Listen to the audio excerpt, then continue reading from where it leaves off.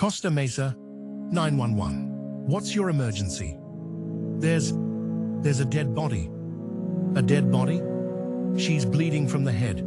Please hurry. In the quiet coastal city of Costa Mesa, California, an Army veteran's father steps into his son's bedroom and freezes. A young woman lies face down, partially undressed, blood soaking into the bed beneath her. Across the back of her sweater, the words, "All yours," are scrawled. A tiara rests on her head. She's been shot twice. His son is nowhere to be found. The victim is identified as 23-year-old Julie Kibuishi, a bright, bubbly fashion student who had been tutoring 26-year-old Army veteran Samuel Herr. Julie's friends knew her as warm and generous, the kind of person who would drop everything to help someone in need. The text messages on her phone show Samuel asking her to come over that night, the tone growing increasingly desperate. Now she is dead, and he is missing. Police learn that Sam's car and passport are gone. His past makes him a person of interest. Years earlier, he'd been charged, though acquitted, in another killing. As a combat veteran, he's skilled with firearms.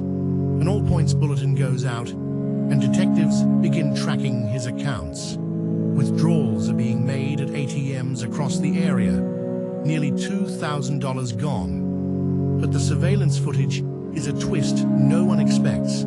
The person draining Sam's account isn't Sam. It's a teenage boy in a hoodie. The teen is 17-year-old Wesley Freilich, who says the card came from a man named Daniel Wozniak, a struggling local theater actor who lives in the same complex as Sam. In Sam's apartment, police have already found an invitation to Wozniak's upcoming wedding.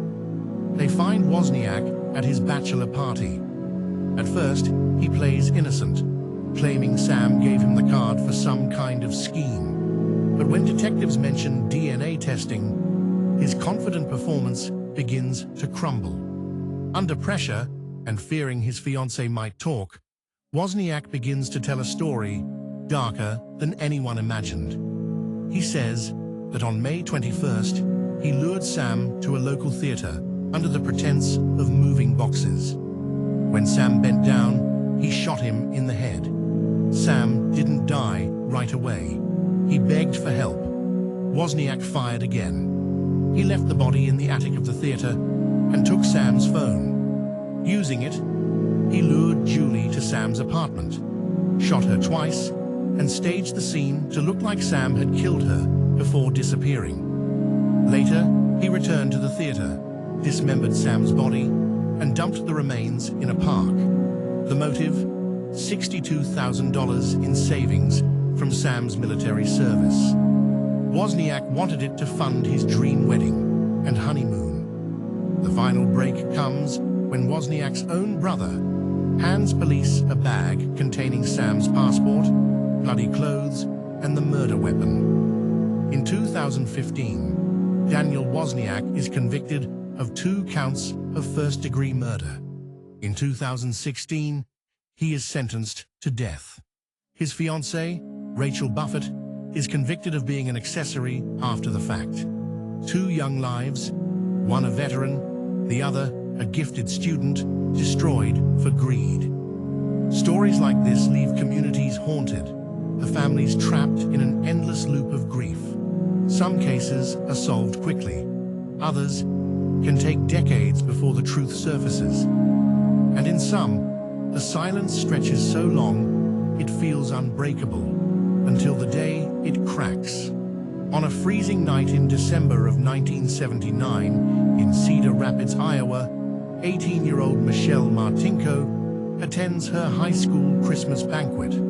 Afterward, she stops at Westdale Mall to look at a winter coat she's been wanting. Shoppers see her browsing alone. Hours later, her car is found in a far corner of the mall lot. Inside, Michelle is slumped forward, stabbed more than 20 times in the face and chest. Nothing has been stolen. This is not a random act. It's personal. Detectives collect blood, from the scene. Some of it Michelle's, some belonging to the killer. But in 1979, DNA technology is still in its infancy. The evidence is stored, waiting for a future where science can speak more clearly. The years turn into decades. Michelle's parents pass away, never knowing who took their daughter's life. By 2018, technology has caught up. Investigators turn to genetic genealogy, uploading the killer's DNA profile into public databases. A distant family match leads them to two brothers. Under surveillance, one brother, Jerry Lynn Burns, is seen sipping from a straw at a restaurant. The straw is collected from the trash. The DNA matches. Burns is arrested 39 years after the murder. In 2020, he is convicted and sentenced to life without parole. For the people of Cedar Rapids, justice has finally arrived, carried on the back of patience and science. But just as in Iowa, on the other side of the country, another family had been living in the purgatory of unanswered questions. On a sunny Saturday morning in November 1988 in Hayward, California, 10-year-old Michaela Garecht and her best friend ride scooters to a neighborhood market for candy and sodas. When they leave, Michaela's scooter is missing. She spots it behind a parked car and walks over to grab it. The driver's door swings open. A man lunges out, grabs her, and shoves her into the vehicle. In seconds, he is gone. Her friend's screams echo down the street. Witnesses describe the suspect as a white male in his 20s or 30s, dirty blonde hair, thin build, driving a faded gold sedan. Police set up roadblocks. Helicopters sweep the skies. But Michaela has vanished. Her mother, Sharon Murch, refuses to let her daughter's face fade from memory.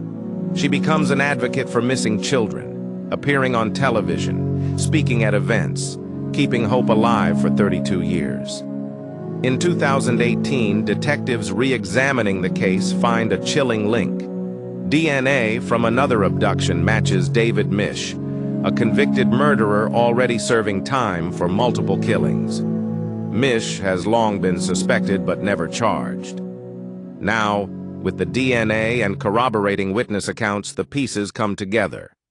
Authorities believe Michaela was killed shortly after being abducted. Her body has never been found. In 2020, Mish is charged with her murder. He pleads not guilty. The case continues. From a Costa Mesa apartment drenched in deception, to a frozen Iowa parking lot where time held its breath, to a California street where a child's laughter was cut short. These stories are bound by a single truth. Justice may sleep, but it never dies.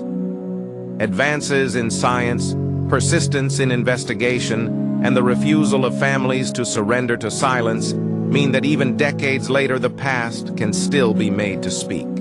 They were daughters, friends, soldiers, dreamers. They were stolen by greed, by rage, by the worst of humanity. But when the truth finally arrives, it carries their voices, and it speaks for them.